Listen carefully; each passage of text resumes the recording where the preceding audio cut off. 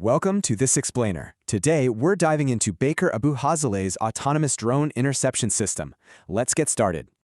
Imagine a rogue drone threatening critical infrastructure. How do we stop it without lifting a single finger? Well, the secret is a blistering 500 millisecond reaction window. That's literally faster than you can blink. It's an absolute game changer. We're swapping €50,000 military setups for a €1,000 AI alternative. Crazy, right? The magic here is the modularity. It uses standard radar, a Raspberry Pi brain, and a racing drone. So, let's break down this half-second life cycle. It's a full interception sequence executed entirely by clever algorithms. First up, within just 100 milliseconds, radar scans the sky while cameras visually lock onto the threat. Almost instantly, the Raspberry Pi processes that data. AI confirms the target and plots the perfect intercept course.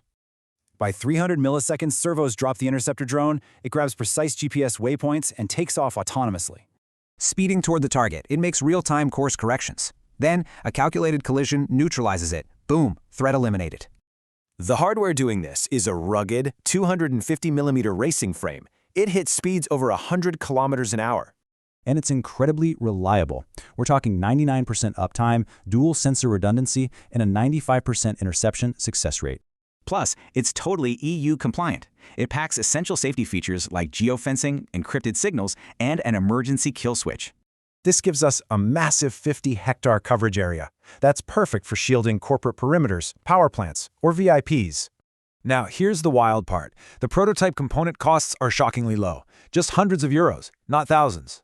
Even the entire research and development phase was super optimized, coming in at just 34,100 euros total.